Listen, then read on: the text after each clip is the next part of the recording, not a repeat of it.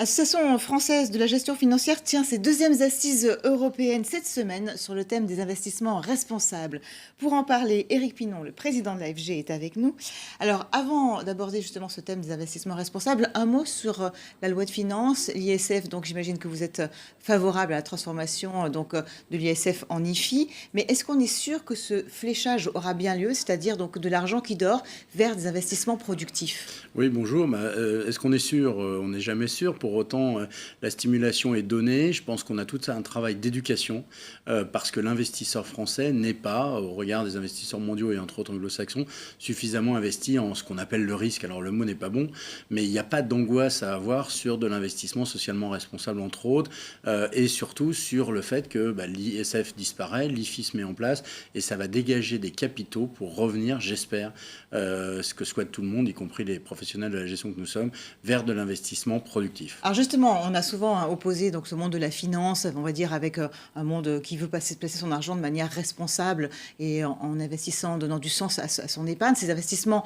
justement, aujourd'hui responsables, ils permettent peut-être de trouver un écho vers des millenniums, vers des gens qui n'auraient pas été forcément attirés par la finance. Je crois que cette remarque est excellente. C'est effectivement le moment où on va enfin se montrer que la finance, une partie de la finance, ceux qui gèrent les actifs qui sont mis de côté, ceux qui gèrent les actifs qui sont confiés pour la retraite, pour des compléments de revenus, vont être responsables. Et donc la jeunesse, le millennium, comme vous dites, effectivement, les gens de 40 ans ou moins ont envie que le monde qui les entoure soit meilleur. Et c'est à nous de leur montrer, les éduquer sur l'investissement qui va devenir un peu plus, protecteur du monde qui nous entoure. Mais est-ce que ces investissements responsables, ils offrent de vrais atouts? C'est-à-dire, est-ce qu'ils sont aussi intéressants que les autres? Parce qu'on a souvent l'idée de se dire, c'est peut-être, du coup, ça rapporte moins, on va dire. Alors, je crois qu'il ne faut pas se tromper. C'est pas parce que vous êtes investissement socialement responsable que vous allez être la meilleure performance de l'année. Pour autant, aujourd'hui, et entre autres vis-à-vis des étrangers, nous sommes en France aujourd'hui nous sommes leaders de ce sujet-là.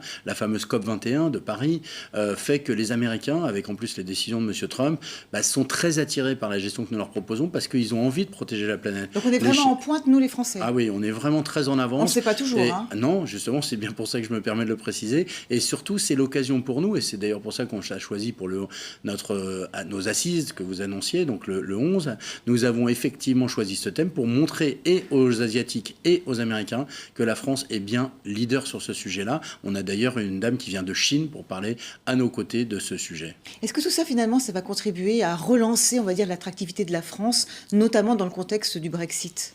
C'est tout notre objectif, c'est qu'on a beaucoup de nos jeunes étudiants, nos brillants étudiants qui partent travailler à travers la planète en croyant que, j'allais dire, c'est une boutade d'ISR, l'herbe est plus verte ailleurs. L'herbe peut être verte en France, ce que je souhaite, et là je ne fais pas de la politique, c'est juste que la France redevienne ce qu'elle est, c'est-à-dire dans beaucoup de sujets un leader, et que là-dessus, oui, vous avez raison, il faut que demain matin, on montre que la France sait se positionner et gardera ce côté premier de la classe sur ces sujets-là qui, pour moi, sont les sujets qui permettront à nos clients d'être de plus en plus satisfaits du service qu'on leur rend.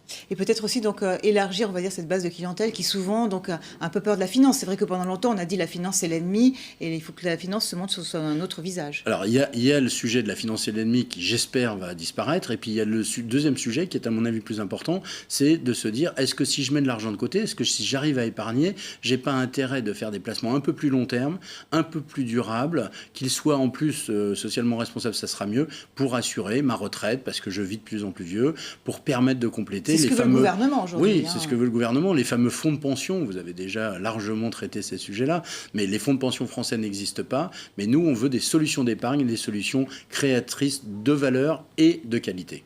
Éric Pinon, merci beaucoup d'avoir été avec nous sur ce plateau. Tout de suite, d'autres infos sur LCI.